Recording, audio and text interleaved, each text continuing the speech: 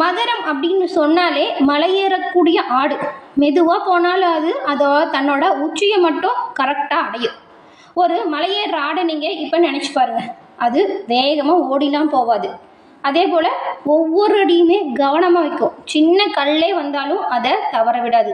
அதனாலேயும் அந்த ஆடு பாருங்கள், அந்த ஆபத்தான உயரத்தை கூட தன்னோட கடினமான உழைப்பால் அடையும். அது மாதிரி தாங்க இந்த மகர ராசிக்காரங்க நீங்களுமே. மெதுவாக முன்னேற மாதிரி தான் உங்களுக்கு தெரியும். எந்த விஷயத்துலையுமே முன்னேற்றமே வரல, ஏன் இவ்வளோ கஷ்டம், ஏன் இவ்வளோ துன்பம் அப்படின்னு உங்களுக்கு தோணும் எல்லா விஷயத்துலையுமே மகர ராசிக்கு. ஆனால் கண்டிப்பாக மெதுவாக முன்னேற்றம் வந்தாலுமே, லேட்டாக எல்லாம் கிடைச்சாலுமே உங்களுக்கு நிலையான வெற்றி வாய்ப்பாக இருக்கும். மற்றவங்க வேகமாக முன்னேறுவது போல் தோணும், நீங்கள் முன்னேற்றமே இல்லாமல் ரொம்ப பின்னாடி போகிற மாதிரி தான் இருக்கும். ஆனால் உங்களோட செயல்களில் இருக்கக்கூடிய கடுமையான வேகம், தன்னம்பிக்கை, இது எல்லாமே உயர்வான நிலையான வெற்றி அமைப்பை கண்டிப்பாக கொடுக்கும். நீங்கள் செய்கிறது எல்லாமே உங்கள் வெற்றியின் அடித்தளமாக தான் இருக்கும். அதனால் அது ஸ்ட்ராங்காக இருக்கும், கவலைப்படாதீங்க. உங்கள் ராசியோட இயல்பே பொறுமை, பொறுப்பு, கட்டுப்பாடு, இது எல்லாமே. எந்த ஒரு கஷ்டமான சூழ்நிலையுமே ஈஸியாக எடுத்துப்பீங்க. அதனால தான் உங்களுக்கு வெற்றி மெதுவாக வந்தாலும் நிலையானதாக நிலைச்சிருக்கும். அதை நீங்கள் உறுதியாக நம்பணும். பெரும்பாலும் உங்களுக்கு வாழ்க்கையில் வரக்கூடிய பிரச்சனைகள் பாருங்கள், தேவையில்லாமல் நிறைய பொறுப்புகளை நீங்கள் சுமையாக எடுத்திருப்பீங்க. அதனால தான் பிரச்சனையே வந்திருக்கும். அதை தவிர்த்துடுங்க, நல்லது இருக்கும். மனசில் நிறைய கவலை இருக்கும், ஏன் இந்த பிரச்சனை, ஏன் இவங்களுக்கு இப்படி இருக்கு அப்படின்னு. எல்லா பிரச்சனைக்குமே நீங்கள் தீர்வு காணணும் அப்படின்னு தேவையில்லாமல் போட்டு குழப்பிட்டு இருப்பீங்க. அதை கொஞ்சம் மாற்றிக்கோங்க. யாரும் உங்களை புரிஞ்சிக்கல அப்படிங்கிற கவலை பெரும்பாலும் இருக்கும். அதெல்லாம் விட்டுட்டு உங்களுக்கான செயல் என்னவோ அதில் வேகமாக நல்ல நிலையான வெற்றி அமைப்பு கிடைக்கணும்னு உழைங்க, கண்டிப்பாக வரும். இப்போ வரதுலாம் கஷ்டம் கிடையாதுங்க, அது உங்களை உயரத்துக்கு கொண்டு செல்வதற்கு உங்களை தயாராக்கக்கூடிய பயிற்சியை எடுத்துக்கணும். நீங்கள் மலையேறும்போது ஒரு ஆடு மாதிரி வேகமாக இல்லாமலும், அதே போல் கவனமாகவும் செயல்படுங்க. கீழே விழுந்தாலும் உங்களோட பயணம் எதுவாக இருந்தாலும் உச்சி தான் உங்களோட இலக்கு. மற்றவங்க பாதியில் நிற்கும் போது நீங்கள் மட்டும் உச்சியில் நிற்பீங்க பாருங்கள். அதனால் அவசரப்படாதீங்க. உங்களுக்கு நேரம் சரியாக வந்தால் நீங்கள் கட்டிய வாழ்க்கையை, கட்டிய கோட்டையை யாராலுமே அசைக்க முடியாது. அவ்வளவு சிறப்பு வாய்ந்த அம்சங்கள் எல்லாம் நிறைஞ்சதா இந்த மகர ராசி இருக்குது. ஆமாங்க, 12 ராசிலேயே இந்த மகரம் அப்படிங்கிறது அது அற்புதமான ஒரு ஆற்றல் படைச்ச ராசி. பொறுமை, அன்பு, நிதானம், இது எல்லாமே இருக்கும். மற்றவங்களுக்காக கவலைப்படக்கூடிய மனசு உங்ககிட்ட இருக்கும். தனக்கு துன்பம் கொடுத்தவனை கூட அவனுக்கு கஷ்டம் வரக்கூடாது அப்படின்னு நினைப்பீங்க. அப்படிப்பட்ட ராசி இந்த மகரம். இந்த மகர ராசிக்காரங்களுக்கு இந்த வாரம் எப்படிப்பட்ட கிரக சூழல் உருவாகி இருக்கு, அந்த சூழல் உங்களோட வாழ்க்கையில் என்ன மாதிரியான தாக்கத்தை கொடுக்கும், நல்லது என்ன கெட்டது என்ன, எதில் நீங்கள் கவனமாக செயல்படணும், இது பற்றின ஒரு முழுமையான தகவலையும் தான் உங்களுக்காக இப்போ இந்த பதிவில் நாங்கள் சொல்லியிருக்கோம். இந்த பதிவு மகரத்தை பொறுத்த வரைக்கும் ஒரு பயனுள்ள பதிவுன்னு கூட சொல்லலாம். ஏன்னா உங்களோட வாழ்க்கையில் நீங்கள் வெற்றி நிலையை பெற என்ன செய்யணும் அப்படிங்கிற ஒரு முக்கியமான விஷயத்த சொல்லியிருக்கோம். ஸோ ஸ்கிப் பண்ணாமல் முழுமையாக பாருங்கள். இந்த மகர ராசி சனி பகவான ராசி அதிபதியாக கொண்டது. சனி பகவான் பாருங்கள், கிரகங்களிலேயே மெதுவாக நகரக்கூடிய கிரகம். அதுபோல தான் உங்கள் வாழ்க்கையிலுமே வெற்றி அப்படிங்கிறது மெதுவாக வரும், ஆனால் நிலையானதாக இருக்கும். சனி பகவான் உங்களோட வாழ்க்கையில் எல்லா வகையிலுமே உங்களுக்கு உறுதுணையாக இருப்பார்.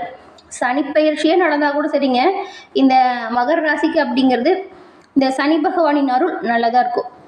அதாவது மற்ற ராசிக்கு பார்க்கும்போது எந்த அளவுக்கு ஒரு மனுஷன் நல்லது பண்ணுறானோ அந்த அளவுக்கு நல்லதையும், எந்த அளவுக்கு மற்றவங்களுக்கு கெட்டது நினைக்கிறாங்களோ அந்த அளவுக்கு கெட்டதையும் கொடுக்கக்கூடிய ஒரு அம்சம் கொண்டவர் இந்த சனி பகவான். அப்படிப்பட்ட சனி பகவான் உங்கள் ராசிக்கு அதிபதியாக இருக்கிறாங்க. அதனால் நீங்கள் எந்த ஒரு விஷயத்துலையுமே கலங்காமல் தைரியமாக எந்த ஒரு விஷயத்தையும் செஞ்சு பாருங்கள், முன்னேற்றம் நிச்சயமாக வரும். சனிக்கிழமையில் நீங்கள் உங்கள் வீட்டுக்கு பக்கத்தில் எந்த ஒரு கோயில் இருந்தாலும் சரி பாருங்கள், நவகிரகம் கண்டிப்பாக இருக்கும். அங்கே போய் நீங்கள் சனிக்கிழமையில் சனி பகவான் வழிபாடு செய்கிறது நல்ல ஒரு உயர்வை ஏற்படுத்தும். அது அற்புதமான நல்ல மாற்றத்தை தரும். சனி பகவானை வழிபாடு செய்யும்போது நீங்கள் 3 நல்லெண்ணெய் தீபம் ஏற்றி ஓம்கம் சனி பகவானே போற்றி அப்படிங்கிற மந்திரத்தை 27 முறை உச்சரித்து வழிபடுங்க. நன்மையும் வரக்கூடிய நல்லதை இரட்டிப்பாகவும் ஏற்படுத்தும். அதே போல் உங்களோட வாழ்க்கையில் தீர்க்க முடியாத சில பிரச்சனை இருக்குது, அதுக்கு தீர்வே இல்லை அப்படின்னு வருத்தப்பட்டு இருக்கீங்களா? கண்டிப்பாக அதுக்கு தீர்வு இருக்குங்க, அது உங்ககிட்டயே. அது என்ன அப்படின்னு பார்த்தா உங்களுடைய ஜனனகால ஜாதக அமைப்பு. அது எப்படி தெரிஞ்சுக்கலான்னு பார்த்தா டிஸ்கிரிப்ஷனில் பாருங்கள், ஜோதிடரோட நம்பரும் கொடுத்துருக்கோம். நீங்கள் எங்கே இருந்தாலும் சரி ஃபோன் பண்ணாலே போதும். ஜனனகால ஜாதக அமைப்பால் உங்களோட வாழ்க்கையில் தீர்க்க முடியாத பிரச்சனைக்கும் எளிய முறையில் விரைவில் தீர்வு பெறலாம். இந்த ஒரு வாய்ப்பை தவற விட்டுறாதீங்க, அப்புறம் கண்டிப்பாக வருத்தப்படுவீங்க. மகர ராசிக்காரங்களை பொறுத்த வரைக்கும் இந்த ராசியில உத்திராடம், திருவோணம், அவிட்டம் இந்த 3 நட்சத்திரங்களும் இருக்கு. உங்களுக்கு இந்த வாரத்தோட கிரக நிலை எப்படி அமைஞ்சிருக்கும் அப்படிங்கிறதையும், அதனால என்ன மாதிரியான மாற்றங்களை நீங்க இப்ப பெற போறீங்க அப்படிங்கிறதையும் வாங்க விரிவா தெரிஞ்சுக்கலாம். கவனமா கேளுங்க. இந்த மகரத்துல உத்திராடம்ல 2, 3, 4ஆம் பாதமும், திருவோணமும் அவிட்டம்ல 1, 2ஆம் பாதமும் இருக்கு. உங்களுக்கு இப்ப கிரக நிலை அப்படின்னு பார்க்கும்போது இந்த தனவாக்கு குடும்பஸ்தானங்கள்ல அங்க பாருங்க ராகு இருக்கிறாரு. தைரிய வீரியஸ்தானத்துல சனி பகவான், அதாவது உங்க ராசி அதிபதி. சுகஸ்தானம் இங்க செவ்வாய். பஞ்சம பூர்வ புண்ணிய ஸ்தானத்துல சூரியனும், ரணருண ரோகஸ்தானத்துல புதன் கூடவே சுக்கிரனும், சப்தம ஸ்தானத்துல குருவும், அஷ்டமஸ்தானத்துல கேதுவும் இருக்காங்க. இந்த ஒரு கிரக நிலைகள் இந்த வாரம் உங்களுக்கு உண்டாகிருக்கு. இது ஏற்பட்டிருக்கக்கூடிய சூழலை பார்த்தா இந்த வாரம் மகர ராசிக்காரங்களை பொறுத்த வரைக்கும் ஏதாவது இடமாற்றம் ஏற்படக்கூடிய சூழல் உருவாகுதுங்க. அதே போல ஆடை அணிகள் ஏதாவது வாங்குறதன் மூலம் வரவுல கொஞ்சம் செலவு அதிகமாக இருக்கும். செலவு இருக்கிறது போல வரவும் இருக்கும், அதனால கவலைப்பட தேவையில்லை. மகரத்துக்கு இந்த வாரம் பாருங்க வாகன யோகம் உண்டாகுது. புதுசாக வண்டி வாகனம் வாங்குறது, இல்லைன்னா பழைய வாகனத்தை மாற்றிட்டு புதுசாக வாகன சேர்க்கையில் ஈடுபடுறது, இந்த மாதிரி நல்ல விஷயம் ஒன்று நடக்கும். எழுத்து வகையில் எந்த ஒரு விஷயத்துலையுமே சிக்கிக்காமல் இருக்கணும்னு நினச்சா கவனமாக இருக்கணும். எங்கேயாவது ஏதாவது ஒப்பந்தம் வருது, கையெழுத்து போடணும் அப்படின்னா எல்லாம் படித்து பார்த்துட்டு கையெழுத்து போடுங்க. யாருக்காச்சும் கடன் வாங்கி தரீங்க, பத்திரம் போட்டதை வாங்கி தரீங்க அப்படின்னா அப்பயும் கவனமாக இருங்க. நீங்கள் உங்களுக்கே கடன் வாங்கினா கூட அந்த எழுத்து சம்மந்தப்பட்ட விஷயத்தில் கண்டிப்பாக கவனமாக இருக்கணும். இல்லைன்னா அதால் பிரச்சனை ஏற்படுங்க. அதனால் எச்சரிக்கையாக செயல்பட்டுக்கோங்க, கவனமாக இருங்க. கூட்டு தொழில், அதுக்கப்புறம் வியாபாரத்தில் ஈடுபட்டு இருக்கிற நீங்கள் உங்களோட பார்ட்னர் இருக்காங்கல்ல, அவங்கக்கிட்டையுமே வீணாக விவாதம் செய்யவே கூடாது. சண்டை சச்சரவுகளை தவிர்க்கணும். சுமூகமான முறையில் அவங்கள அனுசரித்து போகிறது நல்லது. பெரும்பாலும் தொழில் வியாபாரத்தில் வாக்குவாதம் செய்யாமல் இருக்கிற வரைக்கும் நல்லது நடக்கும். வீணான அலைச்சலுமே அவ்வப்போது வரும்.